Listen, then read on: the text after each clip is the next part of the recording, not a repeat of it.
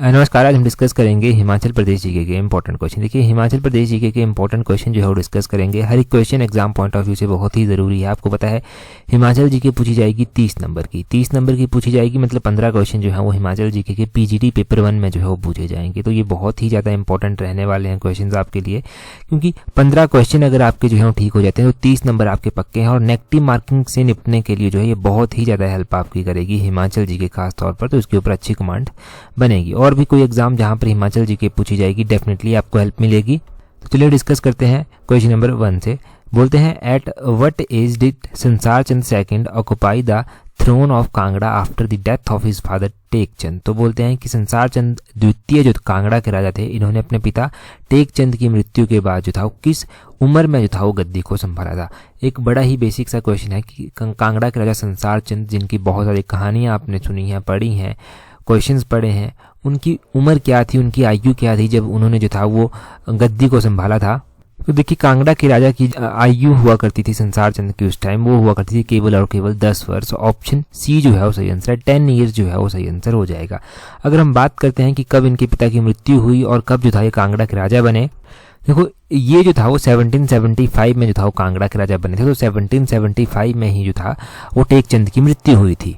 घमंड चंद जो था वो कांगड़ा के राजा हुआ करते थे टेक चंद से पहले। तो टेक चंद से पहले आपने ध्यान रखना है कि घमंड चंद बड़े ही महान शासक हुए और इनको जो था वो घमंड चंद को जो था जलंधर दोआब का जो था वो गवर्नर भी जो था वो नियुक्त किया गया था। और ये कब इनको नियुक्त किया गया था, इनको जो था 1759 के आसपास जो था वो जलंधर दोआब का गवर्नर जो था वो नियुक्त किया गया था। उसके बाद तेग चंद जो था वो आए, तो इनके कार्यकाल के दौरान इतनी बड़ी कोई उपलब्धि हुई नहीं। पर संसार चंद उसके बाद आते हैं 1775 में। ये 10 वर्ष के होते हैं जब ये यहाँ के राजा जो है वो बन जाते हैं।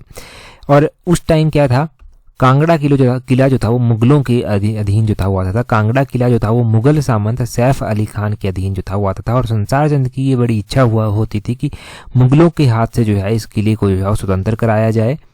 पहले तो ये खुद से कोशिश करता रहा परंतु कामयाब नहीं हुआ। फिर इन्होंने सहायता मांगी जय सिंह कन्हैया की, और जय सिंह कन्हैया ने जो था इनकी मदद यहाँ पर की। और उसके बाद ये जो है वो कांगड़ा किले को एक ज़बरदस्त घेरा जो है वो डालते हैं। और 1785 की बात है कि किला जो है वो उनके हाथ से निकल जाता है और किला जो है वो फिर से जो है वो संसार चंद के पास आ जाता है। 1785-86 में ये किला जो था वो फिर से जो था वो कांगड़ा किला जो था वो कटोच राजा संसार चंद के पास आ गया था। ये ध्यान रखना है। तो यहाँ से हमने बहुत सारे पॉइंट जाने। 1775 हमने जाना, हमने 1785-86 जाना, और कौन उस टाइम जो था वो किले का जो था वो किलेदार जो था वो हुआ करता था और किसकी सहायता संसार चंद ने ली थी। इसके अलावा हमने जाना कि गवर्नर किसको बनाया गया था जलंधर दोआब का, और बनाया किसके द्वारा गया था ये मैंने आपको नहीं बताया। तो अहमद शाह अब्दाली के द्वारा जो था ये बनाया गया था।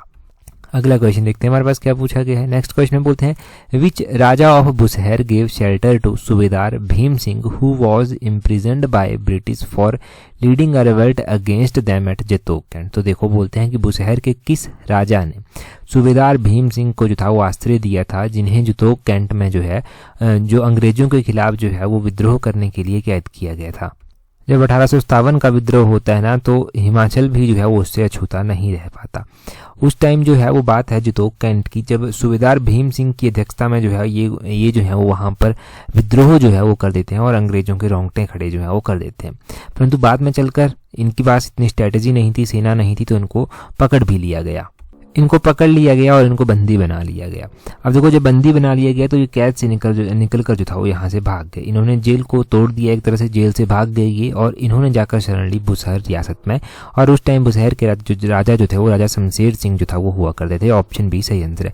शमशेर सिंह का भी बड़ा योगदान रहा, जहाँ पर जब 1857 का विद्रोह हुआ में सारे प्रिंसली स्टेट जो था वो हिमाचल के जो था वो क्या कर रहे थे, अंग्रेजों का साथ दे रहे थे। चाहे वो चंबा के श्री सिंह हो गए, चाहे वो किसी और रियासत का कोई राजा हो। परंतु दूसरी ओर शमशेर सिंह ने जो था वो क्या किया, 1857 के विद्रोह में अंग्रेजों का साथ देने से जो था वो इनकार कर दिया। इन्होंने साथ नहीं दिया। अब अंग्रेज इनके ऊपर एक्शन लेना तो चाहते थे, परंतु उस टाइम जो था वो कॉम्प्लिकेशंस इतनी थी कि एक तो तिब्बतन रोड जो था वो बुशहर से होकर निकलना था, बुशहर रियासत से होकर निकलना था। तो ये फिर भी ये इनके साथ पंगा नहीं ले सकते थे शमशेर सिंह के साथ ब्रिटिशर्स। तो दूसरी ओर एक और बात ये थी कि उस टाइम उन्होंने फिर भी एक्शन लेना चाहा, उनके पास सेना अवेलेबल नहीं थी, तब भी ये एक्शन नहीं ले पाए। और शमशेर सिंह ने जो था वो क्या किया था, सूबेदार भीम सिंह को अपने यहाँ पर शरण भी जो था वो दी थी। उस टाइम शिमला के डेप्यूटी कमिश्नर जो था वो कौन हुआ करते थे, विलियम हे जो था वो हुआ करते थे। विलियम हे जो था वो शिमला के डेप्यूटी कमिश्नर जो था वो हुआ करते थे। ये भी क्वेश्चन बन सकता है कि 1857 के विद्रोह के समय शिमला के डेप्यूटी कमिश्नर जो था वो कौन थे, तो विलियम हे का नाम आपको टिप्स पर याद होना चाहिए। अगला क्वेश्चन देखते हैं हमारे पास क्या पूछा गया है। नेक्स्ट क्वेश्चन इसके बाद अगले क्वेश्चन में देखिए हम बोलते हैं which of the following is on the bank of river Sutlej. तो बोलते हैं कि कुछ टाउन हमारे पास दिए गए हैं, कौन सा टाउन जो है वो सतलुज नदी के किनारे जो है वो स्थित है, सतलुज नदी के किनारे जो है वो बना हुआ है। अगर हम बात करते हैं सतलुज नदी कहाँ कहाँ से होकर बहती है और कौन कौन से टाउन जो हैं वो इसके किनारे इनमें से स्थित हैं, तो कंदरौर की बात करें तो कंदरौर में जो है वो आपको पता है एक बहुत बड़ा पुल भी जो है वो बनाया गया है जो बिलासपुर को हमीरपुर के साथ जो है मुख्य रूप से जोड़ता है। इसी के साथ आपने ध्यान रखना है कि ये जो पुल है ये सतलुज नदी के किनारे सतलुज नदी के ऊपर बनाया गया है, तो ऑब्वियसली जो है वो सतलुज ही इसका आंसर हो, कंदरौर ही इसका आंसर होगा। परंतु जब हम दूसरा ऑप्शन देखते हैं भाभा, भाभा जो है ये भी जो है वो सतलुज नदी के किनारे जो है वो स्थित है, तो दूसरा भी इसका आंसर होगा। रामपुर की बात करते हैं तो ये भी सतलुज नदी के किनारे जो है वो स्थित है, तो रामपुर भी जो है वो सही आंसर हो गया। यानी कि option D all of these जो है वो तीनों के तीनों जो है वो सही हैं, तो चौथा ऑप्शन सही हो जाएगा। सतलुज नदी के किनारे जो टाउन बने हैं ना उनमें कंदरौर टाउन, रामपुर और भाभा और भी बहुत सारे टाउन हैं जो सतलुज नदी के किनारे आते हैं, परंतु ये मुख्य रूप से जो है वो आते हैं। एक बात और ध्यान रखनी है, सतलुज नदी जो है वो रक्सताल झील से जो है वो निकलती है और हिमाचल प्रदेश में ये सिपकी दर्रे के पास जो है वो प्रवेश कर जाती है। बिलासपुर में जो है ये भाखड़ा गांव के समीप हिमाचल प्रदेश को छोड़ देती है और उसके बाद ये पंजाब में जो है वो एंटर कर जाती है। इसमें मिलने वाली जो मुख्य सहायक नदियां हैं उसमें कौन कौन सी आती हैं, इसमें मिलने वाली बसपा एक मुख्य सहायक नदी है, स्पीति इसकी मुख्य सहायक नदी है, भावा भी जो है वो इसकी मुख्य सहायक नदी है, और छोटी छोटी खड्डें जैसे कि नोगली हो अली हो गया, ये सारी जो है ना इसमें आगे चलकर जो है वो मिलती हैं। तो ये सारा आपने स्पीति के बारे में जो है वो ध्यान, सतलुज नदी के बारे में जो है वो ध्यान रखना है। वैदिक नाम तो उसका स्तुद्री है, ये आपको पता है। हिमाचल में ये सबसे लंबी नदी है जो बहती है, सबसे छोटी नदी जो है वो यमुना नदी है जो बहती है। 5 ही नदियाँ हिमाचल प्रदेश में टोटल बहती हैं। ये क्वेश्चन एग्जाम में पूछे जाते हैं इस तरह से। अगला क्वेश्चन देखें क्या बोलते हैं which of the following pass joins Chamba and Pangi. तो बोलते हैं कि कौन सा पास, कौन सा दर्रा ऐसा है जो चंबा और पांगी को आपस में जो है वो जोड़ता है। देखो हिमाचल प्रदेश जो है वो एक आपको पता है हिमालय के साथ लगता हुआ प्रदेश है, तो यहाँ पर बहुत सारे दर्रे जो हैं वो आते हैं, चाहे हिमाचल प्रदेश का लाहौल स्पीति डिस्ट्रिक्ट हो गया, चाहे हिमाचल प्रदेश का किन्नौर डिस्ट्रिक्ट हो गया, और भी डिस्ट्रिक्ट हैं, कुल्लू डिस्ट्रिक्ट हो गया, यहाँ पर जो है वो दर्रे आते हैं।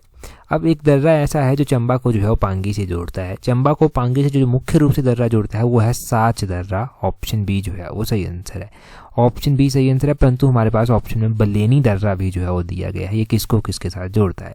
बलेनी दर्रा जो है वो चंबा को जोड़ता है, किसके साथ? चंबा को जो है ये कांगड़ा के साथ जोड़ता है। चंबा और कांगड़ा को ये आपस में जो है वो जोड़ता है। कालीचो दर्रा हमारे पास ऑप्शन में दिया गया है, ये लाहौल को जो है वो भरमौर साइड से जोड़ता है। किसको? लाहौल को भरमौर साइड से जो है वो जोड़ता है। हमने एक और दर्रा पढ़ा है जो चंबा को जो है वो पांगी से जोड़ता है, तो वो दर्रा है दराती दर्रा। दराती दर्रा जो है वो चंबा को पांगी से जोड़ता है। तो 5 दर्रे हमारे पास हो गए जो किसी न किसी स्थान को जो है वो चंबा के साथ जोड़ते हैं। अब चंबा को कांगड़ा से और कौन कौन से दर्रे जोड़ते हैं? जैसे कि वारू दर्रा जो एलाइड सर्विसेज में पूछा गया है, बहुत बार मैं बता चुका हूँ। भीम गसूत्री दर्रा ये भी जो है वो एग्जाम में पूछा जा चुका है, ये भी ध्यान रखना है। लाहौल को भरमौर से जोड़ने वाले दर्रों में जो है वो कालीचो दर्रा तो ध्यान रखना ही है, साथ में कुगती दर्रा भी ध्यान रखना है कि ये लाहौल को भरमौर साइड से जोड़ता है। कुगती दर्रा के अलावा एक दुग्गी दर्रा है, दुग्गी जोत जो है ये भी ध्यान रखना है आपने कि ये भी जो है वो जोड़ता है। दुग्गी जोत आप ध्यान रखें। ये इंपॉर्टेंट दर्रों के बारे में हो गया। और दर्रों की बात की जाए तो अभी टेट के एग्जाम में बड़ा बेसिक क्वेश्चन पूछ लिया गया था, हिमाचल प्रदेश का सबसे बड़ा जो ग्लेशियर है ना वो कौन सा है? ग्लेशियर की बात वहाँ पर की गई थी, तो बड़ा सिगड़ी ग्लेशियर जो है वो सबसे बड़ा ग्लेशियर है। एक और एग्जाम में पूछा गया था कि बड़ा सिगड़ी जो है ना, बड़ा सिगड़ी ग्लेशियर कहाँ पर पड़ता है? तो ये लाहौल स्पीति में जो है वो पड़ता है। ये भी आपने ध्यान रखना है कि कहाँ पर ये पड़ता है, लाहौल स्पीति में ये पड़ता है। अगला क्वेश्चन देखते हैं अब हमारे पास क्या दिया गया है। नेक्स्ट क्वेश्चन में क्या पूछा गया है?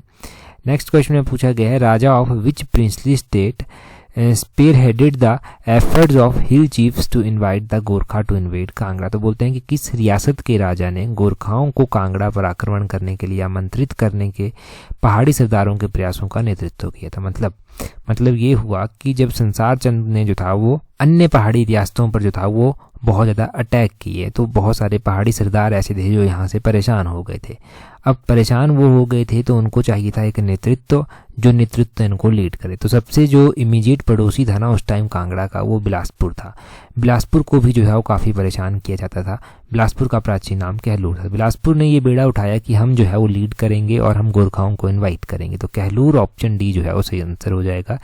कहलूर जो है वो सही आंसर है। यहाँ के राजा ने जो था वो लीड किया था। अब यहाँ के कौन से राजा थे जिन्होंने लीड किया था और कौन से ईयर की ये बात है, ये भी पता होना चाहिए। तो अगर हम बात करते हैं कि यहाँ पर कौन से ईयर की ये बात की जा रही है, तो ये बात की जा रही है लगभग 1805 ईस्वी की। 1805 ईस्वी में गोरखाओं ने इनवाइट किया था। और कौन से ये शासक थे बिलासपुर के, तो राजा महानचंद। महानचंद जो था ये शासक थे जिनके कार्यकाल के दौरान जो था ये अटैक हुआ था। महानचंद का कार्यकाल वैसे तो ठीक था। इनके कार्यकाल के दौरान जो था वो वजीर हुए, बड़े ही फेमस वजीर जिनके बारे में एग्जाम में पूछा जाता है। रामू वजीर पूछे जाते हैं कि कौन सी रियासत से थे, तो ये कहलूर बिलासपुर से ही जो था वो संबंध रखते थे। रामू वजीर की तो मृत्यु हो गई 1783 में। तो ये भी क्वेश्चन एग्जाम में पूछा गया है कि इनकी मृत्यु कब हो गई थी। 1783 में रामू वजीर की मृत्यु हो गई थी। उसके बाद तो देखो बिलासपुर के राजा महानचंद ने जो था वो क्या किया था कि कुछ एक पड़ोसी जो उनके लगते थे उनके साथ अच्छे संबंध बनाकर रखे थे। परंतु संसार चंद ने जो था वो 1795 पर जन्म 1795 में संसार चंद ने बिलासपुर के ऊपर आक्रमण कर दिया और बिलासपुर में एक किला बनवाया जिसको छातीपुर नाम जो था वो दिया गया। छातीपुर नाम इसलिए दिया गया क्योंकि बिलासपुर की छाती पर जो था वो बनाया गया था, फिर उसको छातीपुर नाम जो था वो दे दिया गया। छातीपुर किला पूछा जाए किसने बनवाया है, तो संसार चंद के द्वारा बनवाया गया था। कहाँ पर है, बिलासपुर में बनवाया गया था। और फिर उसके बाद इन्होंने क्या किया, बिलासपुर के राजा महानचंद ने 1803 में गोरखाओं से जो था वो सहायता मांगी और 1805 में गोरखा यहाँ पर आ पहुंचे और 1805 में जो था वो गोरखाओं ने क्या किया, संसार चंद को जो था वो बहुत बुरी तरह से जो था उनके साथ युद्ध किया। कहा जाता है कि जब गोरखा आक्रमण करते थे ना तो ये देखते भी नहीं थे कि किस तरह से जो है वो लोगों को मार रहे हैं, बड़ी क्रूरता भरा आक्रमण ये करते थे, ये कहा जाता है। तो गोरखाओं ने जो था वो संसार चंद को महल मोरिया में युद्ध हुआ था, भागने पर मजबूर कर दिया। संसार चंद को जो था वो शरण लेनी पड़ी कांगड़ा के किले में जाकर, ये ध्यान रखें। अगला क्वेश्चन देखते हैं हमारे पास क्या है। नेक्स्ट क्वेश्चन में बोलते हैं in which district of Himachal Pradesh is Hibra power project. ये हिब्रा परियोजना जो है वो कहाँ पर स्थित है, एग्जाम में पूछा गया था क्वेश्चन। तो देखो हिब्रा परियोजना का क्वेश्चन एग्जाम में पूछा गया है, शायद एक आधी बार एलाइड में भी ये पूछा गया है। हिब्रा परियोजना डिस्ट्रिक्ट चंबा में आती है, ऑप्शन सी जो है वो सही आंसर है। डिस्ट्रिक्ट चंबा में ये हिब्रा परियोजना आती है, चलो सही बात है, परंतु यहाँ से और भी क्वेश्चन बन सकते हैं हिब्रा परियोजना के बारे में कि कौन सी रिवर बेसिन पर जो है ये बनी हुई है। अगर हम सबसे इसकी कैपेसिटी भी जो है हमें पता होनी चाहिए कि कितनी इसकी कैपेसिटी है। तो हिब्रा परियोजना ये जो है वो चंबा में स्थित है, रावी रिवर बेसिन पर जो है ये बनी हुई परियोजना है। और ये परियोजना जो है वो लगभग 260 मेगावाट की जो है वो परियोजना है, 260 मेगावाट की ये परियोजना है। कई बार एग्जामिनर क्या करता है, चंबा ऑप्शन में ना देकर ना अलग अलग स्थान दे देगा, पांगी ऑप्शन में दे देगा, डलहौजी ऑप्शन में दे देगा, भरमौर ऑप्शन में दे देगा, कहाँ पर है। तो डलहौजी में जो है ये परियोजना स्थित है, डलहौजी में ये भरमौर में जो है ये परियोजना स्थित है, चंबा के भरमौर में जो है ये परियोजना स्थित है। डलहौजी साइड तो कहाँ पर, इतना सोर्स है ही नहीं पानी का, परंतु भरमौर में ये परियोजना स्थित है। अगर हम बात करते हैं चंबा शहर की स्थापना राजा साहिल वर्मन के द्वारा की गई थी और ये रावी नदी के किनारे जो है वो स्थित है। यहाँ पर इंटरनेशनल लेवल का जो है वो मिंजर फेस्टिवल भी जो है वो होता है। सेकंड संडे ऑफ सावन मंथ को जो है ये मिंजर फेस्टिवल स्टार्ट हो जाता है। यहाँ से ही आपने क्या ध्यान रखना है कि हमारे पास जो है वो चंबा में चमेरा परियोजना भी जो है वो आती है, जिसके बारे में एग्जाम में क्वेश्चन पूछा गया है। चमेरा 1, चमेरा 2 और चमेरा 3 परियोजनाएं, ये तीनों की तीनों परियोजनाएं जो हैं वो रावी रिवर बेसिन पर जो है वो बनी हुई हैं और आपने ध्यान रखना है NHPC के द्वारा ये एग्जीक्यूट की जाती हैं। इन तीनों परियोजनाओं की कैपेसिटी कितनी है, चमेरा 1 परियोजना की कैपेसिटी जो है वो 540 मेगावाट है। चमेरा 2 परियोजना की कैपेसिटी की बात करें तो 300 मेगावाट इसकी कैपेसिटी है। चमेरा 3 परियोजना की बात करें तो 231 मेगावाट जो है वो इसकी कैपेसिटी है। रावी रिवर बेसिन पर बनी हुई है, NHPC जो है वो इनको एग्जीक्यूट करता है, ये भी ध्यान रखना है। तो ये इन परियोजनाओं के बारे में भी साथ में जोड़ लें। हिब्रा परियोजना नहीं भूलनी चाहिए, चमेरा 1, चमेरा 2, चमेरा 3 परियोजना, ये तीनों प्रोजेक्ट आपने ध्यान रखने हैं। अगला क्वेश्चन देखते हैं हमारे पास क्या दिया गया है, क्या पूछा गया है। नेक्स्ट क्वेश्चन में बोलते हैं in which district of Himachal Pradesh is Tunda wildlife sanctuary. Tunda sanctuary जो है वो हिमाचल प्रदेश में कहाँ पर है, कौन से डिस्ट्रिक्ट में स्थित है, ये क्वेश्चन पूछा गया है। देखो तुंधा सेंचुरी की बात करते हैं अगर हम, तो ये सेंचुरी जो है वो कहाँ पर स्थित है, चंबा डिस्ट्रिक्ट में जो है वो स्थित है। ऑप्शन सी जो है वो सही आंसर है। चंबा में ये तुंधा वाइल्ड लाइफ सेंचुरी स्थित है। चंबा में और भी वाइल्ड लाइफ सेंचुरी स्थित हैं जिनके बारे में पहले जान लेते हैं। गैम्यूल सियाह बही वाइल्ड लाइफ सेंचुरी चंबा में है। कुगती वाइल्ड लाइफ सेंचुरी जो है वो चंबा में स्थित है। कलाटॉप वाइल्ड लाइफ सेंचुरी चंबा में स्थित है। चंबा में जो है वो तुंधा वाइल्ड लाइफ सेंचुरी स्थित है। चंबा में इसके अलावा जो है वो सेचू तना नाला वाइल्ड लाइफ सेंचुरी भी जो है वो आती है। ये वाइल्ड लाइफ सेंचुरीज तो आ गई चंबा में। अब ये वाइल्ड लाइफ सेंचुरी एस्टेबलाइज कब की गई थी, तुंधा वाइल्ड लाइफ सेंचुरी, ये भी क्वेश्चन एग्जाम में पूछा जा सकता है। डिस्ट्रिक्ट चंबा में, डिस्ट्रिक्ट चंबा में ये वाइल्ड लाइफ सेंचुरी 1962 में जो था वो एस्टेबलाइज की गई थी। कौन से ईयर में, 1962 में जो था एस्टेबलाइज की गई थी। और तुंधा नाला करके जो है वो रावी की एक सहायक नदी भी है। तुंधा नाला जहाँ पर रावी के साथ निकलता है वहीं पर ये वाइल्ड लाइफ सेंचुरी भी जो है वो स्थित है। ये भी इंपॉर्टेंट पॉइंट बनता है एक। अब हिमाचल में बहुत सारी वाइल्ड लाइफ सेंचुरी स्थित हैं, परंतु सबसे बड़ी वाइल्ड लाइफ सेंचुरी जो हिमाचल प्रदेश की है उसका नाम आपको पता होना चाहिए कि कौन सी है सबसे बड़ी wild life sanctuary Himachal Pradesh की। तो किब्बर वाइल्ड लाइफ सेंचुरी जो है वो सबसे बड़ी वाइल्ड लाइफ सेंचुरी है, लाहौल स्पीति में जो है ये पड़ती है। सबसे छोटी wild life sanctuary Himachal Pradesh की कौन सी है, तो सिल्ली वाइल्ड लाइफ सेंचुरी जो है वो सबसे छोटी वाइल्ड लाइफ सेंचुरी। कौन सी, सिल्ली वाइल्ड लाइफ सेंचुरी। जो सिल्ली वाइल्ड लाइफ सेंचुरी है सबसे छोटी वाइल्ड लाइफ सेंचुरी है और कहाँ पर स्थित है, सोलन में जो है ये स्थित है। सोलन आपने ध्यान रखना है कि सोलन में ये वाइल्ड लाइफ सेंचुरी स्थित है। अगला क्वेश्चन देखते हैं हमारे पास क्या दिया गया है, काफ़ी है यहाँ से इतना जानने के लिए। अगले क्वेश्चन में बोला गया है व्हेन वाज जन धन योजना लॉन्च्ड इन हिमाचल प्रदेश। तो बोलते हैं कि जन धन योजना हिमाचल प्रदेश में कब शुरू हुई थी। देखो जन धन योजना जो था वो 2014 में लॉन्च की गई थी प्रधानमंत्री नरेंद्र मोदी जी के द्वारा और अगस्त 2014 में ये लॉन्च की गई थी। ऑप्शन बी जो है वो सही आंसर हो जाएगा। 28 अगस्त थी एग्जैक्टली डेट जब इसको लॉन्च किया गया था और 28 अगस्त 2014 में जो था वो इसको ओवरऑल इंडिया में जो था वो लॉन्च कर दिया गया था। क्या था इस योजना में ऐसा स्पेशल जो बार बार एग्जाम में पूछी जाती है। इस योजना में कहा गया था कि जो भी जितने भी सिटीज़न हैं इंडिया के, चाहे वो रूरल एरिया में रहते हैं चाहे वो अर्बन एरिया में रहते हैं, उनको उनका जो है वो बैंक अकाउंट होना चाहिए। उनको जो है वो बैंक के साथ जो है वो जोड़ा जाएगा। और देखो आज उसी के परिणाम स्वरूप है कि हर एक मैक्सिमम, हर एक तो नहीं कहेंगे परंतु मैक्सिमम इंडियंस के पास जो है वो आज बैंक अकाउंट है और डिजिटल भुगतान करने में जो है वो समर्थ है। चाहे एक छोटा सा दुकानदार है, चाहे कोई बहुत बड़ा शॉपिंग मॉल है, वहाँ पर जो है वो आप इजीली जो है वो आज ऑनलाइन पेमेंट जो है वो कर सकते हैं। और ये सारा का सारा कमाल है यूपीआई का। यूपीआई का पूरा नाम क्या है? यूपीआई का पूरा नाम है यूनिफाइड पेमेंट इंटरफेस। एलाइड जैसे एग्जाम में ये क्वेश्चन एक्सपेक्टेड रहते हैं, यहाँ पर ये फुल फॉर्म में पूछ ले जाते हैं। क्या नाम है इसका? यूनिफाइड पेमेंट इंटरफेस जो है वो इसका पूरा नाम है। तो ये आपने ध्यान रखना है कि यूपीआई का पूरा नाम क्या है। और कब ये जनधन योजना लॉन्च हुई वो भी पता होना चाहिए। अगर हम यूपीआई की बात कर ही रहे हैं ना, तो यूपीआई को डेवलप किसके द्वारा किया गया था?